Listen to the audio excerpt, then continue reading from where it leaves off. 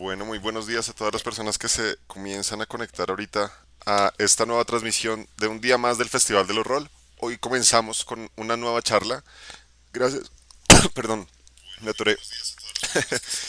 Gracias Hernán por estar acá de nuevo. Hoy nos va a hablar de un tema que me parece muy interesante, que es el horror humano. Cómo humanizamos y también cómo sacamos esta parte tan cotidiana para poder generar eh, como estas situaciones incómodas que hablábamos en las charlas de ayer, como utilizamos también lo cotidiano para lograr perturbar un poco respecto a la narrativa de horror y terror. Entonces, Hernán, muchas gracias por estar acá y bueno, ya sabes, el escenario es tuyo. Acá estaré yo tratando de leer algunas preguntas que de pronto deje la gente. Bienvenido Cthulhu que está por ahí y bueno, muchas gracias por estar acá de nuevo, Hernán. Dale, gracias a vos, Camilo.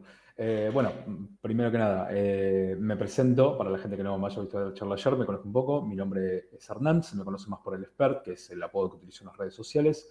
Como rolero, para que tengan una idea, empecé a rolear aproximadamente a los 17 años, o sea, la mitad de mi vida la llevo roleando, tengo 34 en este momento. Eh, Fuera de lo que es el contexto de rol, soy casi programador, no me puedo llamar como tal, trabajo dentro de una empresa que hace desarrollo de software y demás, estoy en práctica justamente para pasar al área de desarrollo. Y dentro de lo que es el contexto del rol, he estado en proyectos como con un D4 de Azúcar, que es un podcast que estuvo un par de años en el aire. Tenemos el orgullo de decir que fuimos uno de los primeros podcasts, al menos a nivel argentina, de lo que era la temática del rol. Y actualmente estoy dentro de la editorial Primigenio Austral, soy uno de los cofundadores, que somos un colectivo de creadores de juegos de rol, que en este momento estamos autopublicando nuestros juegos y nuestras aventuras. Y bueno, ya para el año que viene, datazo, vamos a empezar a publicar aventuras y juegos de personas externas al conjunto original de la editorial. Y bueno, un poco lo que ya adelantaste vos, Camilo, la charla o el taller que se va a dar el día de hoy es sobre el horror humano en los juegos de rol, en la cultura pop, o como se conoce más normalmente, cuando el monstruo termina siendo el humano. ¿Qué es esto? Que dentro de la cultura pop y en el juego de rol quizás no tanto, en el juego de rol ya es un poco más que se vierte hacia la fantasía cuando se habla del terror y cuando se habla del enemigo o del malo o del horror propiamente dicho que existe ahí afuera. Pero en la cultura pop es súper normal encontrarnos con este concepto, pero por lo general está muy velada. Por lo general las películas, los libros, las series, las novelas, etcétera, los videojuegos, no apuntan tanto a hablarnos específicamente sobre el contexto del terror humano, sino que lo abordan paralelamente o lo tocan de forma muy subréptica en ciertas circunstancias. Por nombrar un buen ejemplo de lo que estoy diciendo, podemos agarrar la película de La lista de Schindler. La lista de Schindler nos habla sobre lo que fue el Holocausto, un evento terrible, pero no te habla específicamente o no se centra específicamente en los hechos de lo que fue el Holocausto. Se centra en muchos aspectos de lo que es la época histórica en la que se vivió. Se centra principalmente, evidentemente, en la historia de Schindler y lo que hace él como persona, y toca, quizás de forma mucho menos subréptica que otras obras, el tema del holocausto, el tema de las masacres, el tema de los homicidios, el tema de todo lo que sucedió durante ese evento histórico. Como paréntesis, para ya ir advirtiendo a la gente que nos ve o que nos va a ver en diferido, la charla va a tocar muchos temas que pueden ser sensibles, entonces quizás yo tengo muy poco tacto para el tema, porque me parece que es más directo, más franco para la charla, nada, si en algún momento se sienten incómodos, sepan que muy probablemente surjan este tipo de circunstancias. Entonces, cuando nos referimos a horror humano, nos referimos justamente a eso, a cuando el monstruo en realidad acaba siendo el humano. E históricamente, por una cuestión de que nuestro mundo es ajeno completamente a lo que es la fantasía y el surrealismo, o sea, en la realidad no existe la magia, no existen los monstruos, no los monstruos como los que, no sé, un león de Nemea, una hidra o un zombie, eh, nos encontramos que el monstruo termina siendo la otra persona, la persona que podemos tener al lado, nuestro vecino, nuestros parientes o cualquier persona así. Ejemplos hay a patadas, desde lo que son las historias de guerra más recientes, como puede ser lo que pasa en Ucrania, o hablar más particularmente como una situación local, lo que pasó en Latinoamérica con el tema de las dictaduras militares, que fue algo que prácticamente tocó a todo el continente. Son ese tipo de historias las que hablamos cuando hablamos de horror humano. Y son difíciles de abordar en los juegos de rol porque sabemos que de alguna forma son cosas muy reales, son cosas que nos tocan. Ya sea que toquemos un evento histórico, como puede ser, recuerdo una aventura de Fate que hablaba sobre un grupo de prisioneros en el último tren a Auschwitz, o porque cuando hablamos de esto es inevitable pensar en lo factible que es que esto nos pueda pasar a cualquiera de nosotros. Como decirte, no sé, un homicidio, una tortura, una violación, cualquiera de esos eventos que son total y completamente verídicos en nuestro día a día, que nosotros encendemos la televisión, vemos el noticiero y nos encontramos con un montón de casos de ese tipo. Y que perfectamente nosotros podríamos ser víctimas de uno de estos casos. Eso es difícil de llevar a una partida de juegos de rol porque nos toca una fibra muy sensible que es la fibra de la realidad. Es el encarar con que esto no solamente le pasa a mi personaje, porque mi personaje se encuentra con un dragón. Ok, yo no me voy a encontrar con un dragón en la vida real, eso ya lo sé.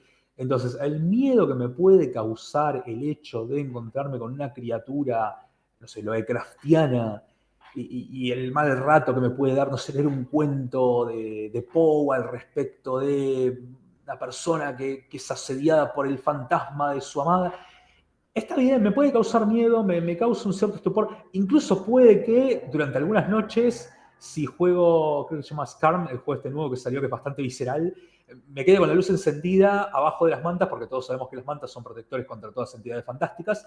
eh, y me dé un poquito de cosa y tipo me levante y tenga pesadillas. Puede pasar, sí. Es un hecho, o sea, es normal y es un mecanismo de autodefensa que tiene la psique humana. Pero que me vengas a decir, che, ¿sabés que se escapó, no sé, el Petiso Orejudo, que fue un asesino serial muy famoso acá en Argentina, de la cárcel y está dando vueltas y se supone que está por tu barrio? Es como, uy, se me frunció el innombrable y se frunció en serio. Porque yo no sé si voy a ser de la calle y este tipo no está ahí afuera dando vueltas y puedo ser yo víctima de él. Y esa es la diferencia, esa es la tajante línea entre la realidad y la fantasía y el miedo que nos genera esa realidad.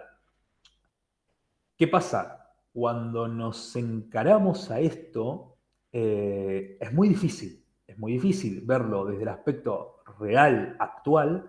O sea, este ejemplo que te decía, sabemos que hay un asesino serial dando vueltas por el barrio, como encararlo desde el lado histórico. El lado histórico hay montones de eventos que nos hablan sobre la violencia del humano hacia el humano y lo mórbido que puede llegar a ser el ser humano y que está reflejado en análisis históricos reales o por lo menos confiables, que te ponen un poco la piel de gallina y el hecho de tener que llevar eso a una partida de rol, llevarlo a tus jugadores, genera un cierto malestar, no solamente para quien dirige, sino también para quien lo juega.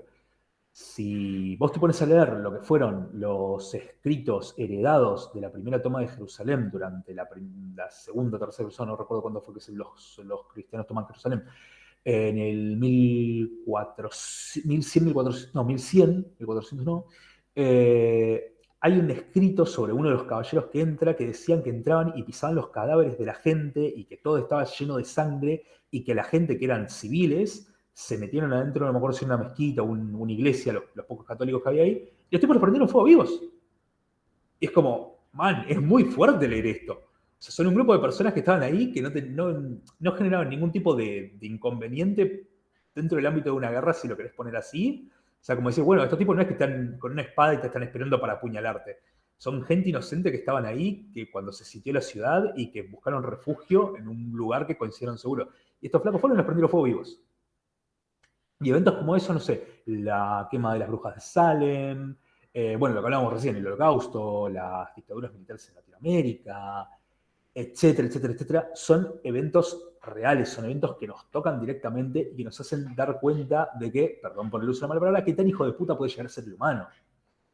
Y uno podría pensar como, bueno, está bien, pero estamos hablando de una época en la cual la moral era muy abstracta y tocando el tema de las cruzadas. Y las cruzadas tenían ese ámbito religioso, fanático de... Sí, pero de la misma manera hoy te podés encontrar, no sé, a una secta de religión X o sin religión que genera un suicidio masivo.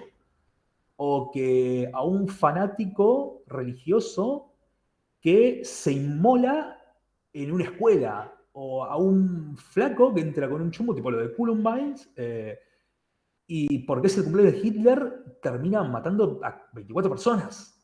Es como, no es un tema de época, es un tema meramente de la naturaleza humana y de lo podemos tratar desde el aspecto psicológico y de cómo esas personas podrían estar desequilibradas y de un montón de aspectos, un montón de características propias de lo que es el hecho en sí, que no me voy a poner a abordar porque no soy psicólogo y no quiero meterme en cosas que no sé. Eh, pero la realidad es que todo esto va asociado muy directamente a lo que es la naturaleza humana. Y la naturaleza humana ha demostrado a lo largo del tiempo, y lo va a seguir demostrando, que es sumamente violenta. Hay un aspecto que se nombró y se nombra mucho, que es como el ser humano es el único animal que agrede a los de su especie. No es real, en realidad hay un montón de subtipos y tipos de monos y de primates que se agreden entre sí y se agreden sin necesidad real. Pero en un aspecto muy filosófico pareciera ser que el ser humano es el único animal que lo hace por puro placer, por el sencillo hecho de hacerlo. Y lo que decía, lo ves reflejado en cosas como, no sé, súper reciente, lo que está pasando hoy en día en Ucrania en la guerra Rusia-Ucrania. O sea, en los actos de crímenes de guerra que se están dando ahí. Y lo podés ver históricamente en otro montón de eventos.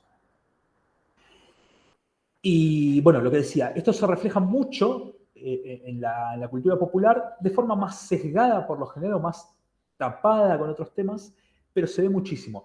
Y bueno, antes de seguir, hay un detalle, una pregunta que a mí me gustaría tirar a la gente que está escuchando la charla y a vos mismo, Camilo, que es, ¿cuál es el libro o el relato de terror favorito que ustedes tienen? No voy a preguntar el por qué, porque sería muy extenso, pero simplemente piensen cuál sería su libro o su relato de terror favorito. Yo al final de la charla les voy a dar el mío y me van a decir, Hernán, eso no es un libro de terror. Y yo les voy a dar los motivos por los cuales a mí me parece un libro de terror. Uf, no sé, hay varias lecturas. Te voy a hacer una pregunta mientras Sí. lo pienso, Dale. que dejaron acá en el chat que dijo Ark, que es, ¿hasta qué punto es tolerable para la partida que un máster de terror haga sufrir sin respiro a un jugador? ¿En qué momento pasa de ser terrorífico para convertirse en aburrido? ¿O cómo se lleva esa situación para no caer en la frustración de un jugador? Y yo creo que eso depende mucho del jugador y depende mucho del máster. A ver, si. Retomando un poco lo que hablábamos ayer. Existe un concepto que es el contrato social. Para quienes no lo conozcan, lo resumo brevemente. El contrato social es: nosotros nos sentamos en la mesa a jugar y yo te digo, che, Camilo, mira, vamos a jugar un juego que tiene esta temática. No sé, vamos a jugar, creo que se llama Never's Home, que es un juego de la Primera Guerra Mundial, pero con criaturas surrealistas. Y te digo, mira, bueno, va a haber cosas como, bueno, el historicismo de la Primera Guerra Mundial, la guerra en las trincheras, el hambre, suicidios, violencia, etcétera. Y te digo, mira, vamos a llegar a un punto álgido, tipo, vas a ver mucha violencia, vas a ver mucho de todo. ¿Te parece bien? Y vos me dirás, sí, no, mira, la verdad que esto no me gustaría verlo, me gustaría que esto le bajemos un poquitito, o sí, dale, metele con todo. Y ese contrato social es básicamente, bueno, nosotros acordamos esto. ¿Hasta qué punto yo puedo llegar sin aburrirte? O sin que esto se vuelva pesado o que te angustie o que te genere un malestar. Eso lo vamos a ir midiendo. Para mí, la mejor solución para ese tipo de circunstancias es, aparte del contrato social y herramientas de seguridad, es charlarlo. En algún momento vos te sentís frustrado, te sentís aburrido como jugador, es como, bueno, che, mirá, la verdad es que, no sé, esto ya se fue, se pasó de tema. Me aburre, me angustia, me está generando un malestar, no me está divirtiendo por el motivo que fuese. Velémoslo y pasemos a la siguiente escena o pasemos a otro tema o cortemos con esto y juguemos otra cosa. Para mí eso es esencial y es parte justamente de esto del contrato social. El tema de la charla entre el jugador o los jugadores entre sí y de para con el director y del director hacia los jugadores. Porque de la misma manera que el hecho de aterrorizar o de hacerle cualquier cosa al jugador puede suceder con cualquier otro ámbito. No sé, una partida de humor que puede ser de Spectres puede llegar a un punto en el cual el humor ya se fue de las manos y es como listo, ya dejó de ser chistoso.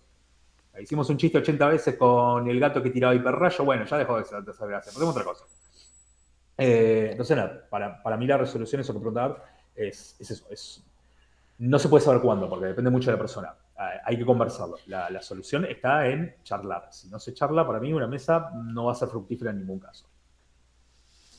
Bien, sí, yo creo que ahí solamente agregaría que es que en cualquier partida de terror el narrador sí tiene una responsabilidad un poco más grande, yo creo que en que cualquier otro juego, justamente porque toca temas que pueden vulnerar. Y por eso siempre a cualquier jugador yo le digo, háblenlo. Eso que acaba de decir Hernán es fundamental, hay que charlar siempre. Porque es que es difícil uno saber. los trasfondos de las personas o es difícil uno saber qué temas pueden ser muy complicados para ti, por más herramientas de seguridad que se tenga, es posible que uno toque en algún momento en la narración algo que para ti sea susceptible. Entonces, si se genera una conversación abierta, es muy fácil que yo pueda levantar la mano y decir, espérate ahí, creo que es mejor que detengamos. Porque, ¿Por qué qué? Porque sí es importante tener ese tipo de, como de límites dentro de todo lo que pueda pasar. Entonces, sí, la conversación es fundamental y la conversación previa para que tampoco sea una cuestión que también vaya a romper la narrativa. Claramente uno va como con un ritmo y cuando salen estos temas uno tiene que poner un freno y obviamente puede llegar a romper incluso una partida si uno toca un tema que puede ser susceptible. Entonces sí es importante eso. Y te respondo pues de libros para retomar ya lo que venía de la charla. Me es difícil. Creo que tengo dos más por cariño que porque sean favoritos, más por nostalgia. Las narraciones extraordinarias de Poe me gustan mucho, o sea, es una serie de historias, me gusta mucho. Eh, Porque además con eso básicamente fue con lo que yo comencé a leer cuando estaba muy pequeño, o sea, es una lectura que me ayudó a mí a comenzar en estos pasos de la literatura. Y también está Christine de Stephen King. de Stephen King. Fue el primer libro que leí de él, lo tenían por ahí abandonado en la casa y me gustó muchísimo. Eh, lo recuerdo con mucho cariño además porque fue de las primeras lecturas de verdad, más allá de lo que era Poe, que me llevó justamente a esto de lo cotidiano con lo sobrenatural, porque era un auto que tenía un espíritu y toda la cuestión de cómo él construye esta atmósfera de suspenso constantemente en la que ya empiezas a tener pánico por estar a solas con un vehículo y en algún momento en Futurama hacen el chiste con esto. En una, porque Fry está leyéndole es el espantapájaros del Mago de Oz y le está leyendo a los cuervos, es que les voy a asustar y saca el libro de Christine y lee un párrafo y me sentí muy identificado porque es muy divertida ese tipo de narrativa cuando estás muy pequeño. Es como ver ahora de adulto Viernes 13 y ya no te asusta, sino que te da risa por los efectos que tiene, pero en ese momento claramente perturbaba y te generaba esta sensación de soledad y de acecho constante. Esos serían los dos que yo digo, de nuevo, no es que sean favoritos porque por otra cosa más allá de la nostalgia que me gusta mucho pensar en las primeras lecturas que llegué a tener. No sé si Está de bien, sirve alguien. perfectamente el hecho de por qué motivos sean los que a vos te vienen a la mente. Sí, y no sé, bueno, ya saben, esta es la pregunta, ¿cuál es su libro de terror horror favorito? Para que vayamos leyendo ahorita. Y bueno, un saludo ahí llegó la fragua, que está por acá, escuchándonos. Así que bueno, Mm. te dejo para que sigas entonces. Bien, retomando un poquito de lo que es la charla. Entonces, ¿qué es el horror humano? Para redondear esto, básicamente es esto que decías vos recién, Camilo. El horror humano es afrontar algo cotidiano, pero que tiene ese deje de miedo, de terror. En el caso de Christine, de Stephen King, es algo cotidiano el hecho de viajar en auto, pero bueno, habla de un espíritu y demás. Es como, sabemos que no va a pasar en realidad.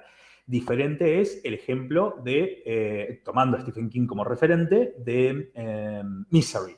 Misery, perdón si spoileo, habla sobre Sheldon, no me acuerdo cuánto, es el escritor, el personaje, que de repente se despierta un día y está en una casa con las piernas rotas y se encuentra que la persona que lo salvó resulta ser una persona desequilibrada mentalmente, una asesina serial, y es como, a ver, está bien, en Argentina particularmente, al menos en la ciudad, en la gran ciudad, no pasa esto de las casitas súper alejadas.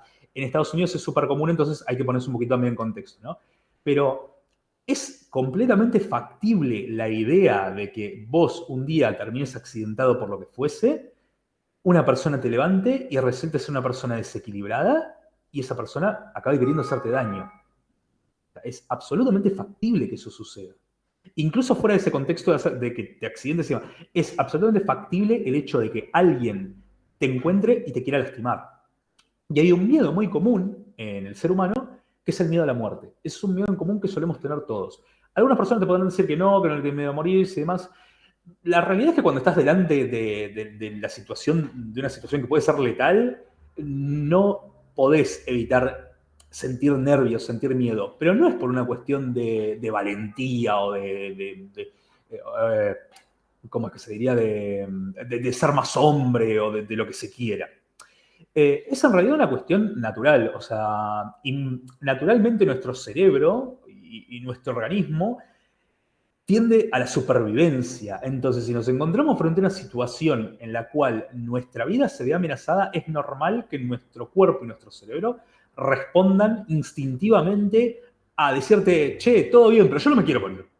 Entonces, empezá a correr o luchar. Esas son las dos opciones que las tomas justamente en No te duermas, que es un juego que hablamos ayer. Son como las dos opciones posibles cuando vos te encontrás frente a un peligro que sentís que puede ser letal o que te puede hacer algún tipo de daño. Pero más miedo al hecho de la muerte, porque vos podés aceptar el hecho de, bueno, sí, a ver, no sé, no está tan mal la idea de un día no sé, irme a dormir y ya no despertarme más. Total, es como que ni me enteré de qué pasó. Pero lo que realmente da miedo al respecto de la muerte es a la muerte con el sufrimiento, a la muerte, no sé, a esto que hablamos recién, de pensar que estamos en el siglo XVII, que alguien nos acusó de brujería y que nos van a terminar ahogando en un río, nos van a terminar prendiendo fuego vivos como si fueran Juana de Arco, o que, un poco más moderno, que estamos, que nos agarraron en una guerra y nos están torturando hasta matarnos. Eso realmente da miedo no por el hecho perdón, de la muerte en sí, sino por el sufrimiento por el cual vamos a pasar.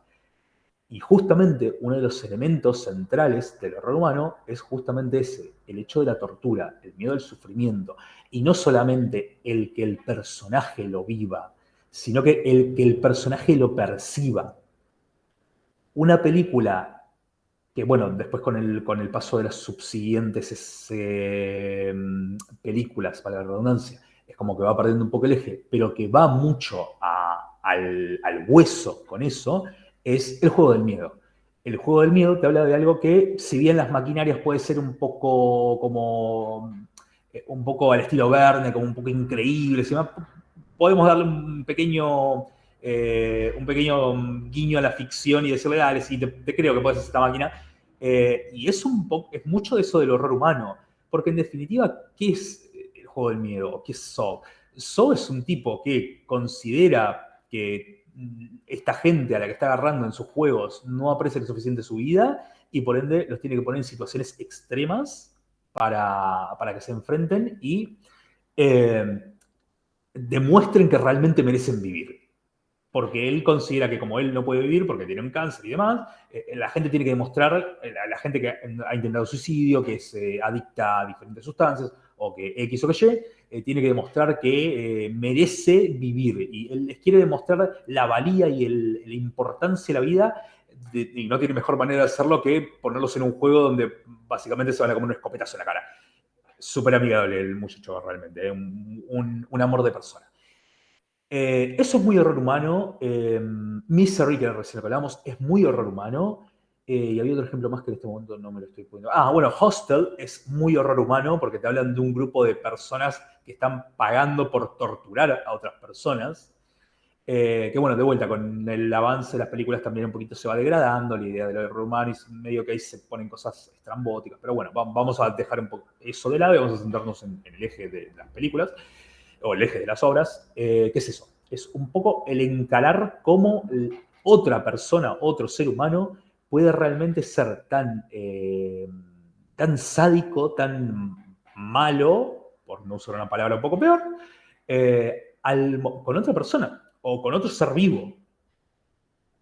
Y esto lo vemos mucho, sobre todo, aparte de estas películas, que como digo, tienen un cierto dejo de ficción, porque también hay que tomar con pinzas eso de el asesino de Saw o la organización de Hostel, de cómo se mantiene y cómo se estructura y cómo funciona sin que nadie se entere.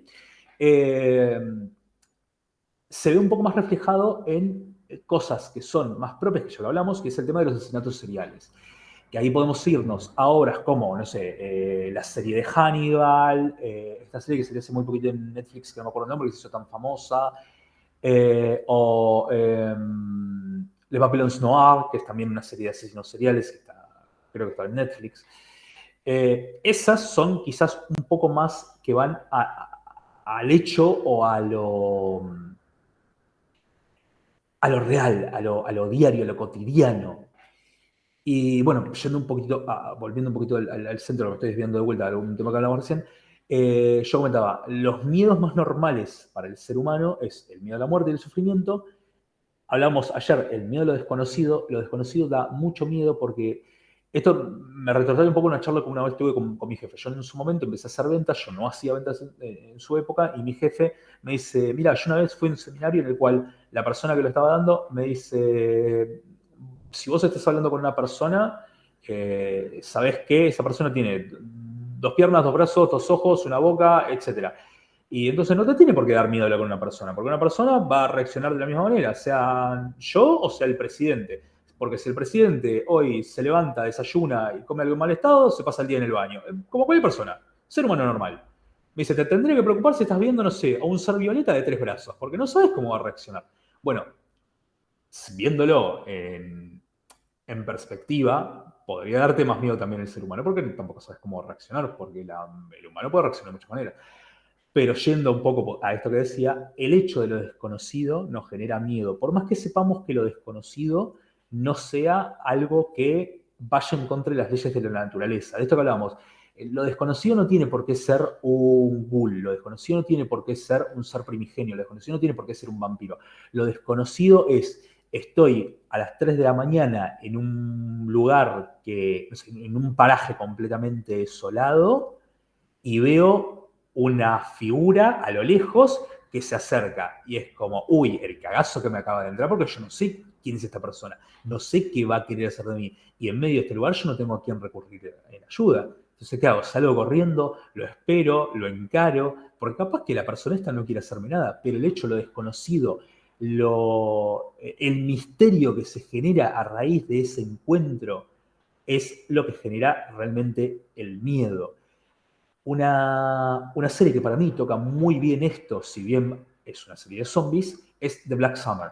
The Black Summer es una serie de zombies que te habla sobre un apocalipsis zombie, para la redundancia, pero que no se enfoca en los zombies. No se enfoca en el, ay, los zombies se van a comer la humanidad. Y qué sé yo. Sí, te habla del tema porque es el eje, pero te habla mucho más de la naturaleza humana frente a una catástrofe, frente a una situación en la cual la sociedad se está desmoronando. Y esa misma situación en la que te plantea Black Summer, la podríamos haber planteado en un desastre natural como, no sé, una inundación, un tornado, un tifón, un terremoto, porque la realidad es que la naturaleza humana surge, la verdadera naturaleza humana, la parte más oscura de la naturaleza humana, suele surgir mucho en esas situaciones extremas. Es muy normal ver en situaciones, por ejemplo, no sé, lo que fue el Katrina, para poner un hecho real, las personas, saquemos el hecho de los saqueos, porque pongámosle que detrás de los saqueos puede haber una necesidad real. Se ve mucho más reflejada la violencia, se ve mucho más reflejada el morbo. Si nos ponemos a ver los índices de violencia intrafamiliar y cómo crecieron durante la época más dura de la pandemia, durante la época en la cual no podíamos salir de nuestras casas, es anodadante, es súper llamativo, llamativo no en realidad, es como esperable, pero es escalofriante el hecho de ver cómo la violencia intrafamiliar crece abismalmente durante el periodo de la pandemia. ¿Por qué? Porque hay gente que ya vivía en un estado de violencia intrafamiliar, de, pareja, de persona a persona, pareja, de padres hacia los hijos o en cualquier situación de esas, y el hecho de estar encerrado con la persona, con las personas que son las que te violentan, aumenta un montón. Porque es una situación súper carcelaria. Es como decir, estoy preso y el tipo este que me tiene bronca y que se pasa abusando de mí física y psicológicamente, no puedo hacer nada porque coexistimos en un ámbito en el cual yo no puedo salir. O sea, yo no me puedo escapar de. Bueno, sí, puedo escaparme de la prisión en suceso de fuga, pero es como yo no tengo la libertad de irme de acá cuando yo quiero. Estoy en una situación súper límite, súper border, y las circunstancias alrededor me están obligando, y bueno, a eso podemos sumar el hecho de un Estado ineficiente y demás, pero bueno, no viene al caso de la charla, ¿no? Y por último, el último miedo que es muy, muy humano, es esto del miedo a la mal llamada locura. La locura es un concepto súper abstracto y súper amplio que no nos vamos a poner a estudiar acá por esto que decía hace un rato. Yo no soy psicólogo, no puedo dar fe de lo que voy a decir, entonces no me voy a poner a ahondar en temas que no puedo hablar correctamente. Pero la mal llamada locura, o el mal llamado loco, o la mal llamada loca, es en realidad una variedad de posibles trastornos que sufre la persona y que según el tipo de trastorno lo toca de una manera u otra. suele ser también un miedo con el cual vemos muy reflejado en las partidas o en los juegos de terror, mal reflejado desafortunadamente. O yo por lo general no he visto juegos en los cuales se traten bien lo que son este tipo de problemas que la gente sufre. Y es algo a lo que le tenemos miedo, porque no por el hecho de decir, uy, pucha, sufro esquizofrenia, sufro paranoia, sufro, no sé, X trastorno, sino por el hecho de el entrar en eso en lo que llamamos la locura, es la pérdida de la conciencia. Y el perder la conciencia es algo que nos da mucho miedo, porque el perder la conciencia nos hace perder el contacto con la realidad, nos hace perder el contacto con nuestros seres queridos, nos hace perder el contacto con nosotros mismos, y eso es bastante escalofriante, es bastante temible para la persona que lo vive. Y de la misma manera en la que podés sufrir un trastorno del espectro de lo que, como digo, mal llamado locura, lo podés vivir también con situaciones meramente neurológicas. No sé, una persona que sufre Alzheimer vive en un estado de terror y de pánico que es difícil de lograr a través de una obra de ficción. Porque esa persona en los pequeños instantes o en los instantes de conciencia que tiene, que se da cuenta de lo que hace y de lo que hizo y de lo que le está pasando, es absolutamente aberrante la vida de esa persona. Porque la está pasando como el culo. O sea, esa es la realidad. Llevar eso a un entorno de ficción como es el juego de rol es sumamente complicado y sobre todo es complicado porque es difícil de encararlo, es difícil que los jugadores quieran tratar el tema porque es real y porque nos puede pasar y porque lo podemos haber vivido. Y es mucho más pesado cuando lo vivimos y es muy difícil para el director porque toca esto que comentaban en el chat. ¿Dónde está el límite? ¿Dónde está? ¿Dónde está la línea que a mí me marca como, man, te pasaste metiste la pata hasta el retronco con esto? O sea, vos tocaste un tema y ahora tenés un jugador llorando porque se acordó de una situación del orto que vivió con su familia, no sé, porque tenía a su abuelo que sufría Alzheimer y él pasó una situación malísima siendo chico con su abuelo y le tocaste una fibra súper sensible. Entonces, ¿hasta dónde limitas esto? Es súper complicado de llevar. Por ende, el error humano es algo que está buenísimo, porque es lo que realmente vas a... A ver, si vos me decís, ¿con qué realmente sentís miedo con esto?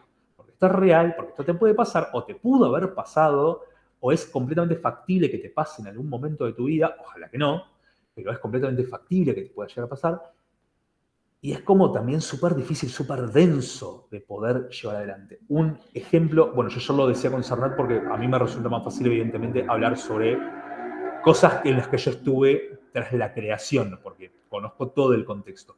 Yo tengo un juego que se llama Asesinos Seriales que va justamente del tema, va justamente de asesinos seriales. El juego te habla o te plantea la instancia de, acá no hay entidades fantásticas, acá no hay fantasmas, no hay vampiros, no hay ghouls, no hay hombres lobo, acá hay una persona que asesina personas. ¿Querés meterle un trasfondo críptico como que esta persona escucha voces o que tiene un mensaje divino o lo que sea? Perfecto, dale para adelante. Es tu trasfondo de tu asesino. Pero la realidad es que el juego no lo contempla. El juego no contempla reglas para la magia. El juego no contempla reglas para lo paranormal. El juego contempla reglas que son movimientos, porque es un PBTA, que te dicen selecciona a tu víctima, cala a tu víctima, enfrenta a tu víctima y asesina a tu víctima. Y son cosas meramente reales. Y me acuerdo haber visto hace poco un documental al respecto de lo que fue la toma de Constantinopla, en donde uno de los historiadores planteaba, hay que pensar la guerra como lo era en ese momento, porque hoy vos a la guerra vas con un rifle y matás a una persona capaz a 200 metros de distancia y ni te enterás. Y es un acto que sí, es un homicidio, y sí, los homicidios generan un montón de estrés, y sí, probablemente termines con un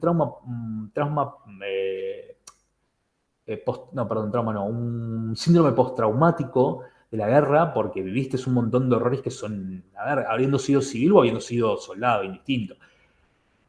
Pero en la época en la cual estamos hablando de la toma de Constantinopla o en las guerras antiguas, estamos hablando de que esos chabones los tenían acá, a las personas que estaban matando, y que se requería una cantidad de fuerza física para poder asesinar a una persona, porque vos estás blandiendo un hacha, una espada, una masa, lo que sea, para matar, o tus propias manos para matar al otro.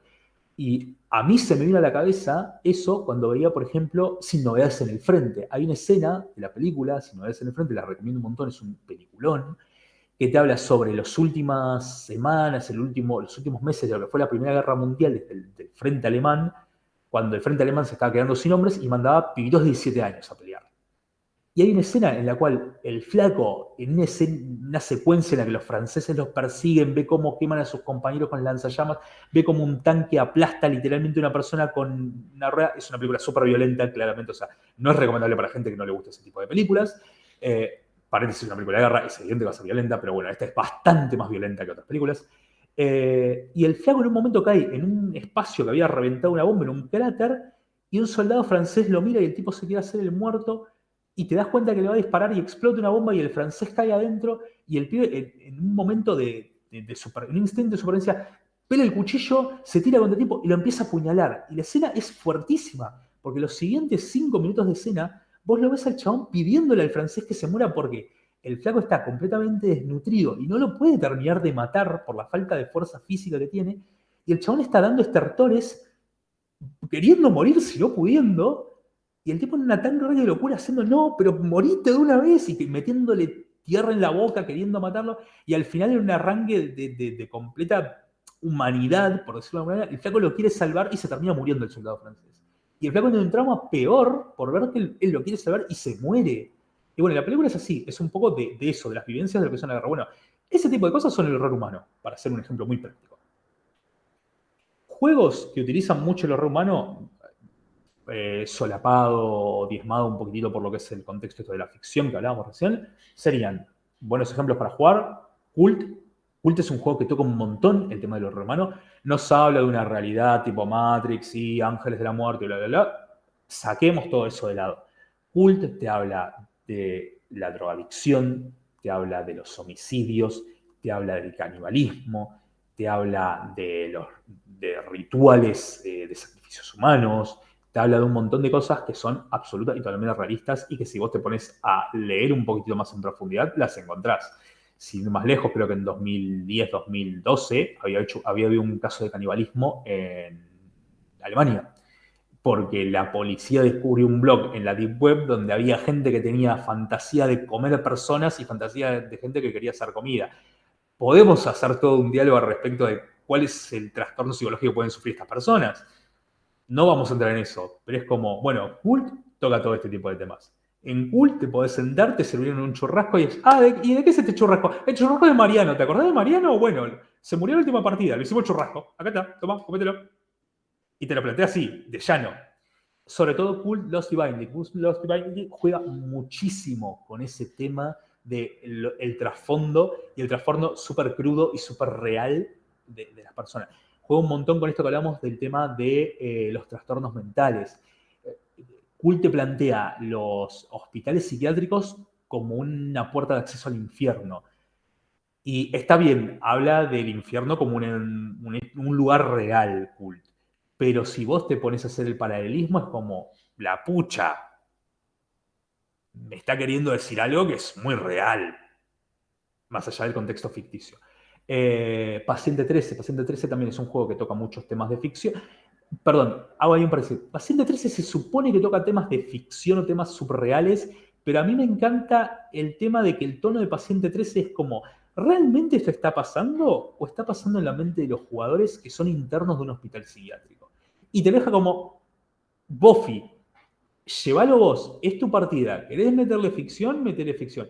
¿Querés hacerle entender a estos flacos que lo que están viviendo son secuencias y flashes de una conciencia colectiva creada entre todos los pacientes del hospital psiquiátrico? Hacelo. No hay nada que... El juego en ningún momento a vos te va a decir esto es real, esto es irreal. Aparece un perro con máscara de sadomasoquista en las aventuras, aparte es hermoso porque tiene 13 sesiones de juegos, tienes un montón de aventuras, y es como, ¿y el perro es real? ¿O el perro no es real? El perro es un interno vestido con una máscara que los chabones se piraron y lo ven como un perro. Y hay uno de los NPCs que son un culto a una boca pintada en una pared. Y el juego te plantea como en la secuencia está del perro que te encontrás con este culto, es uno de los... Te dice, vos escuchás que la boca habla y como más abajo, como entre paréntesis te pone, pero también podría ser la Roca, que es el líder del culto, que sabe ventriloquismo, el que está hablando y que te está queriendo jugar, te está queriendo seguir la patología. Y está buenísimo en ese sentido de juego, porque en todo el tiempo es como los jugadores como, ves esto y esto es real, no sé, decime vos si es real. Vos lo estás viendo, vos tenés que decirme qué es la realidad y qué no es la realidad de esto que estás viviendo. Es un juego que es excelente en ese sentido. Pero es un juego, de vuelta, todos estos juegos que yo menciono son juegos muy, muy fuertes porque tocan estas temáticas. Este que mencionaba recién, Never Goes Home, creo que se llama. Un juego de la Primera Guerra. Toca un montón de temas de enfrentamiento contra seres oscuros y demás, pero también toca el tema de la Primera Guerra Mundial. En la Primera Guerra Mundial, para quien no tenga el dato, murieron 17 millones de personas. La guerra de trincheras, literalmente el frente occidental, si no estoy mal, no recuerdo si fue occidental o oriental, fueron 3 años de guerra en las cuales de los 17 millones, 4 millones o 3 millones murieron ahí, de soldados y de civiles. Y murieron y eso quedó en un punto estanco. O sea, de los 3 años que pasaron luchando, la gente no se movía de su posición. Y cuando se movían, avanzaba el otro y los retiraba y así, iban en un zigzag constante. Y fue algo terrible. Eh, bueno, Fragmentos. Fragmentos es un juego que va de hacer películas de terror. Las películas de terror tenés 800 millones de subgéneros, Fragmentos los toca prácticamente todos. Particularmente hablamos de géneros como, bueno, el terror humano en sí creo que no existía en Fragmentos, pero hablamos de películas como decíamos recién, como Hostel o como El Juego del Miedo. Ese tipo de películas te permite perfectamente meterlas. Haciendo un repaso de lo que hablábamos ayer, hay una aventura para cultos innombrables en el manual de fundido, en el suplemento de fundido en blanco, que se llama Simiente Negra que hay en el pozo. Tiene una aventura que es como un juego del miedo, toca temas paranormales, no es mucho de terror humano, pero para mí tiene ciertos aspectos del tema de terror humano que son impecables, son hermosos. Y la familia White, que es el culto principal de Fundido en Blanco, también es súper la masacre de Texas y tienen un nivel de morbo y de horror humano los chabones que, primero y principal, no se lo recomiendo a todo el mundo, lean un poco de qué se trata, tiene muchos temas fuertes, entre los cuales incluye violencia sexual, que no es algo que no es algo que le guste a prácticamente nadie, me incluyo yo en eso, pero bueno, si se lo pueden llegar si pueden llegar a pasar por esas cosas, bueno, nada, es un suplemento excelente, recomendado. Bueno, y Asesinos, que era este juego que he recomendado, que es, particularmente es mío, que es Asesinos en serie. Yo particularmente no conozco otros juegos que toquen ese tipo de temáticas. Sí, conozco juegos que hacen el tema de policiales. Sí sé que hay una aventura que se llama Estrellas Anónimas, que va sobre todo este tema de no de un asesino serial, sino de una organización que hace videos snuff y demás, que también me han dicho, no la leí, pero me han dicho que es bastante fuerte las escenas que toca. Así que también, ojo con eso, recomendable si realmente tienen ganas de pasar un muy mal rato. Pero bueno, va un poquito de eso. Y un juego que todavía no está publicado, pero que se va a publicar en el futuro, tal vez a través nuestro, tal vez no, igualmente lo recomiendo porque me parece un excelente juego la temática que toca, se llama Entre las Cañas, que es de Julián Beccione, el jefe creativo de la productora de juegos de mesa Pulido Escapista, que es de acá Argentina. Entre las Cañas es un juego que toma un evento de la dictadura militar argentina, que fue la desaparición de unos obreros, creo que en Córdoba, perdón, no quiero decir, no quiero blasfemar con el tema porque no lo recuerdo exactamente, en el cual el entonces comandante en armas a cargo del gobierno de facto sale a decir como, no, tal vez a esta gente se lo llevó el familiar. El familiar es una leyenda urbana argentina. No lo extiendo mucho más porque me da el pedo.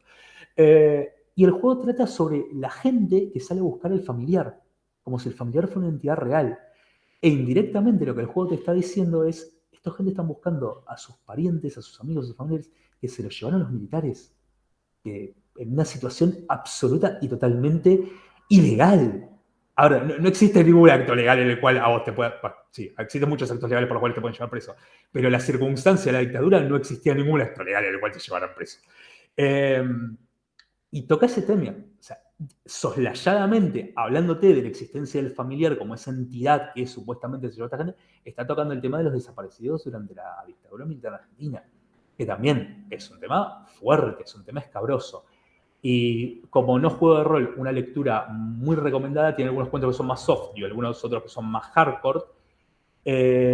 Con y sin nostalgia es un libro de cuentos, no me acuerdo si era de Benedetti, lo tendría que buscar. Hay algunos cuentos que son fuertísimos y hay algunos cuentos que se toman el tema de las dictaduras así, un poco como burlándose de lo que fue el acto de la dictadura, no de la situación de mierda, ¿no? Sino burlándose de la dictadura en sí, de las situaciones que se dieron a vivir. Nada, que planteo un par de cuentos que son maravillosos, que son excelentes. Esa, como lectura no rolera, para mí es súper recomendada, que también toca ahí el tema del terror humano. Bueno, por último, algo que ya un poquitito hablamos, cómo llevar esto a la mesa. Mi mejor consejo es con mucho cuidado, sabiendo y conociendo bien de qué es lo que vas a hablar, hablando formalmente con todos los jugadores y las jugadoras que van a estar en la mesa, planteándoles todo lo que va a pasar. Alguna gente me podría decir, bueno, pero eso es spoilearles, no tiene sentido, no hay aventura. No, no es el punto de spoilearles, no es el punto de decirle, ¿sabes qué? Te vas a encontrar con un asesino que mide 2 metros y te anda asesinando nenes. No, es decirle, che, mira, la aventura va a ser de asesinos seriales, la aventura tiene algunas escenas de tortura, tiene algunas escenas de violencia, vas a poder, no sé, van a haber situaciones como las cuales te pueden encontrar cuerpos cercenados, etcétera. Y que los jugadores te respondan de sí, mirá, la verdad que esto no me parece, esto tocalo, pero tocalo así por encima, etcétera. Esto se ve mucho, y de ahí tiene otro juego para recomendar, Las novias de Barba Azul. Las novias de Barba Azul son juegos de fantasía, pero que hablan mucho sobre el tema de la violencia contra la mujer, el tema de la violencia doméstica y demás. Es un tema que lo habla mucho. Hay situaciones que se pueden dar dentro de esa fantasía de violencia física, violencia psicológica, violencia sexual, tortura, etcétera. Y dentro de ese guiño, de ese sesgo que hace a la fantasía, es también un juego que toca temas complicados, muy heavy. Y lo otro, para llevar un juego o para llevar la temática de horror humano a la mesa, lo principal, que ya se dijo, son las herramientas de seguridad. No solamente es la conversación, es darle a las personas que se van a sentar en la mesa una herramienta real, explicárselas previo a empezar el juego, evidentemente, sobre cómo tratar con este tipo de temas. Llamémoslo tarjeta X, llamémoslo pelos y límites, llamémoslo como querramos. La persona tiene que tener algo para expresar su desagrado hacia la situación que se está narrando. Y yo entiendo que es un tema súper controversial y entiendo que es un tema que a la gente le parece que no va. Es como, para mí va a ser como la discusión, perdón por la comparativa que puede ser un poco obscena, como la gente que dice usar o no preservativos para el acto sexual. Para mí es más o menos ese mismo tipo de discusión. Podés tener una opinión tomada, la realidad es que hay una forma más segura y más correcta de hacerlo y hay una forma que es más insegura y menos correcta de hacerlo. Vos decidirás cómo. Yo recomiendo el uso de la tarjeta X y las herramientas de seguridad y también de los preservativos o de cualquier otro medio de seguridad sexual. Eh, consejo que me salgo de haber hecho un bachiller biológico, porque ahora soy programador, pero hice un bachiller biológico, las vueltas que da la vida. Eh, y creo que, nada, por mi parte nada más. Agradecer a la gente que nos haya escuchado y agradecer de vuelta a Camilo que me ha soportado durante esta hora de ser tantas boludeces.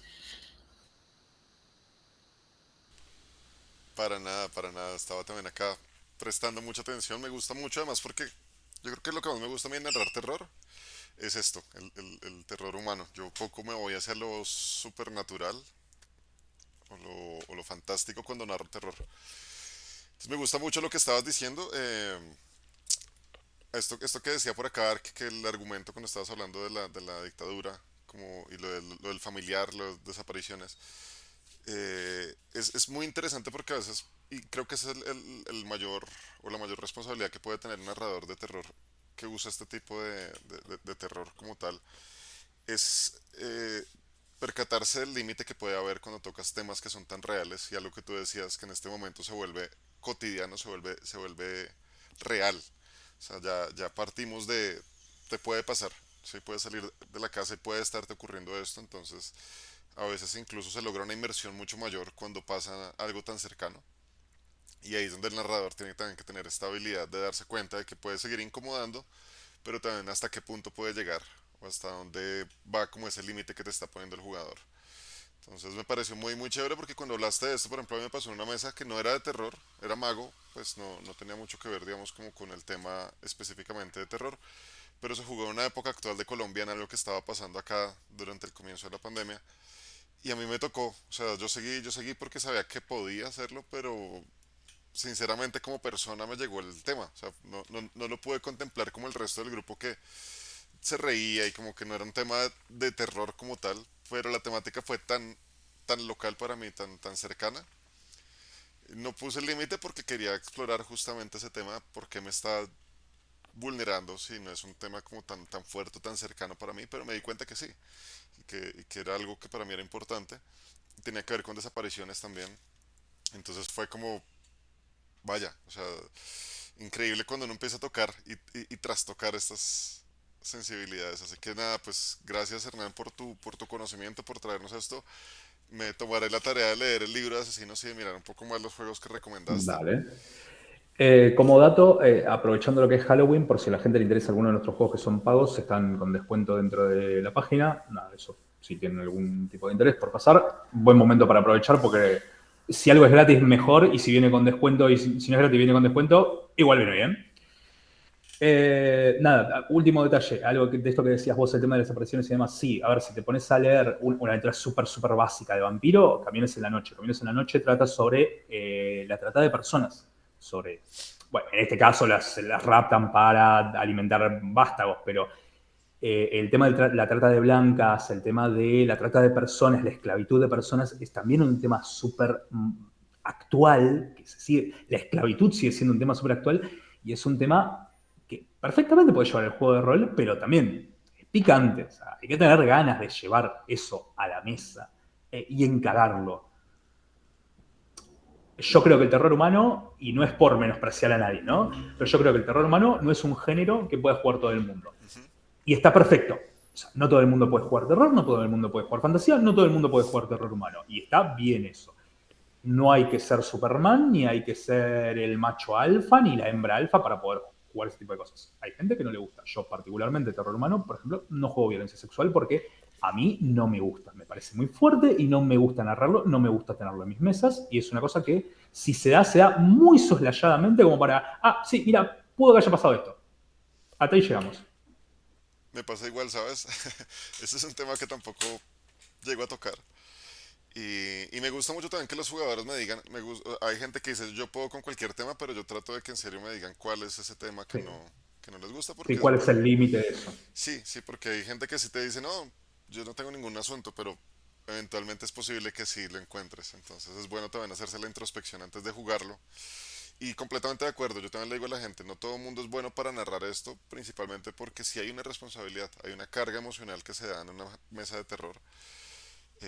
No solo la parte de la inmersión, sino que de verdad uno empieza a tener y a sentir otro tipo de cosas, el narrador te empieza a involucrar en algo que puede a veces sentirse muy real, entonces también implica un poco de madurez, cómo abordas esos temas, que es distinto, digamos, cuando es una película de terror, en el que... Sí, completamente. Mira, como experiencia personal, y ya con esto cerramos para no tomar más tiempo del que se debe, a mí me pasó haciendo un suplemento para Retorno a Sarnat, que es un juego de fantasía, lo de Lovecraftiana, de terror que tengo yo. Hice un suplemento con aventuras. Y una persona que vino a jugar una de mis mesas, una amiga mía, es una mujer trans, ella. Y la aventura que jugamos, que se va a publicar, por eso lo digo abiertamente, o sea, lo va a leer todo el mundo y está el nombre de ella dentro de la aventura, eh, trataba sobre una persona que iba a buscar a Sarnat su inspiración para los poemas. Un muchacho que iba a buscar a Sarnat y en realidad lo que él buscaba era encontrarse a sí mismo y descubrir quién era realmente. Y esto hablaba sobre el tema de la transformación de este muchacho a una muchacha. Y es como, bueno, no es, el juego sí es de terror, pero la temática en sí que estamos tratando no es específicamente terror. Y sin embargo es un tema que para esa persona era difícil de encarar y que lo sacó porque quiso y porque se expresó y fue lo que le gustó tratar en la temática del juego. Entonces, ese tipo de cosas, como lo que vos decías, hay temas que son muy sensibles que se pueden llevar a la mesa, pero que forzarlos, tipo tironear para que, meterlo con forceps, como se Ujú. dice, para que salgan, eso está mal. Eso es algo que el narrador ni ningún jugador en la mesa tiene que hacer jamás. Porque eso sí, es lo que preguntaba Grogerarx. Eso es justamente el límite que rompe todo. Es el límite que rompe con lo de divertido al aburrido, con que te está poniendo en una situación súper sensible, con que te está llevando a una situación límite en la cual el resto de la mesa, si se da cuenta que está pasando, debería hacer un punto y decir, a ver, no. O sea, paramos acá, no me importa que seas el director, no me importa que seas el otro jugador, es como, no. O sea, nos venimos a divertir. Si la vamos a pasar bien, aunque sea que nos cuenten historias que son terroríficas, perfecto, nos divertimos así. Si vos te vas a propasar y vas a hacer que otra persona no se sienta a gusto en la mesa, entonces como, no, listo, ya terminó el juego. O sea, este es el punto en el cual el juego termina y empieza como el... No, a ver qué está pasando acá. No, totalmente de acuerdo. Y lo único que yo agregaría ahí también es, y aprovecho ya para cerrar la charla, y que ojalá en serio esto que eso es lo que tratamos de promover mucho en Rol en Casa, es que igual esto es entretenimiento, o sea, el juego de rol debe entretenerte, debe divertirte, sentirte incómodo debe divertirte. En el punto en que te sientes incómodo fuera, o sea, como que ya te saca del rol y te estás sintiendo vulnerado, es el punto donde también hay un límite que tienes que trazar. Porque por más que sea una mesa de terror, es como cuando estás viendo una película y te sientes tan incómodo que la puedes detener. Acá también puedes hacer lo mismo, no tienes que forzarte hasta que de pronto se rompa algo interno y que te sientas completamente vulnerado, porque he escuchado historias sobre esto. Y también es importante que entiendan que no todos los narradores en serio pueden tener la madurez para hacerlo. Ahí estoy completamente de acuerdo con lo que decía Hernán, no todo el mundo está dado para hacer esto y está perfecto, y es bueno que lo exploren y lo entiendan, porque también a veces se pueden disfrazar cierto tipo de cosas dentro del juego de rol. Y tampoco como jugadores puedes permitir que esto pase. Decía justamente Ark que en la medida, siempre pide quitarlo, en la medida de lo posible siempre pide quitar la violencia sexual, que es un tema que no le gusta como que se toque.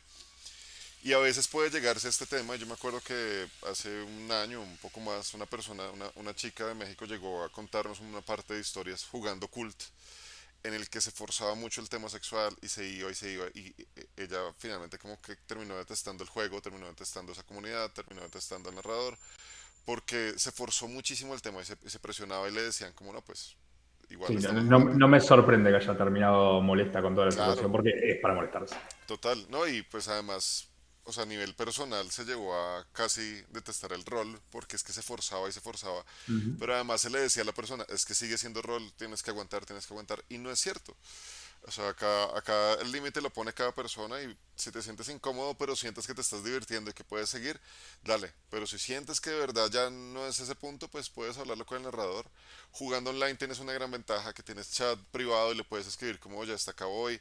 Tienes las herramientas, por ejemplo en Rol en Casa tenemos como unos stickers con las tarjetas X como para que si no quieres interrumpir en ese momento puedes ponerlo, puedes mutearte, puedes decir, o sea, siempre hay muchas formas en las que puedes pedir que se detenga y esto no va a implicar que seas una persona sensible y que entonces ya no puedes jugar. No, No tiene nada. completamente. Exactamente. Ese es el tema. Hay que normalizar el uso de las herramientas de seguridad dentro del entorno del rol, porque son necesarias. Sí, Podemos jugar lo que podamos jugar, siempre es necesario que haya una herramienta de seguridad para que las personas se sientan seguras.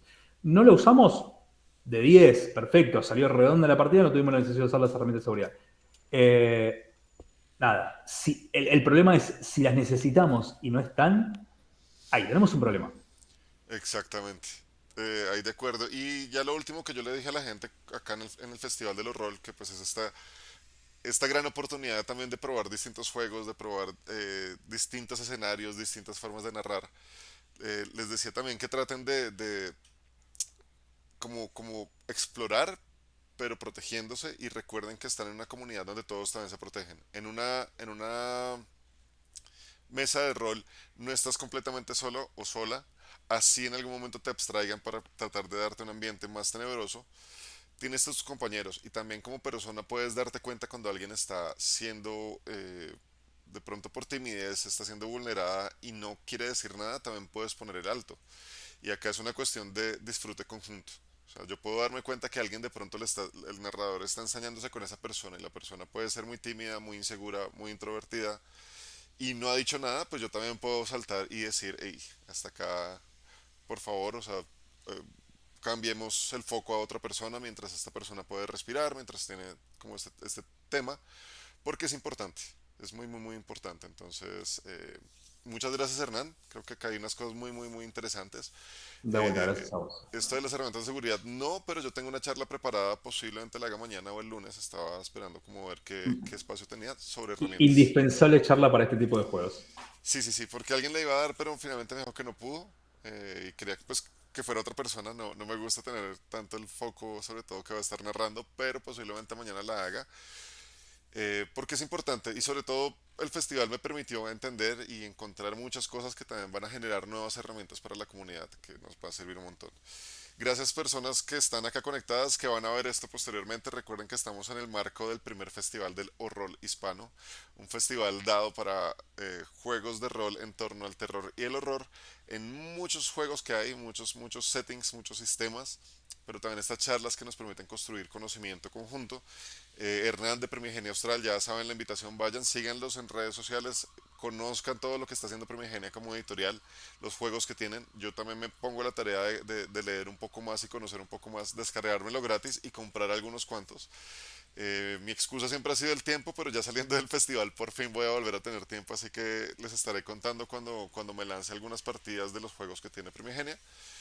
Y pues gracias también por el apoyo que nos han estado dando con todo este festival. Yo creo que en unas 3 horas tenemos otra charla. Creo que hoy es de Devir sobre, si no estoy mal, es sobre Pathfinder. A lo que van a hablar un poco como de presentación del juego y cómo se puede utilizar también hacia el terror. Me parece muy muy interesante el enfoque. Así que vayan, conéctense también al Discord, vean las partidas que hay. Hay algunos narradores que tienen cupos en sus partidas, así que pueden estar por allá. Y bueno, ya los dejo para que puedan tener una muy buena tarde de sábado. Hernán, de nuevo, muchas gracias por tu tiempo y por el conocimiento que nos has Bueno, dado. dale, gracias Camilo y gracias a la gente que se sumó a escuchar la charla. Vale, que tengan un muy buen día. Nos estamos viendo por ahí en el servidor. Adiós. Adiós.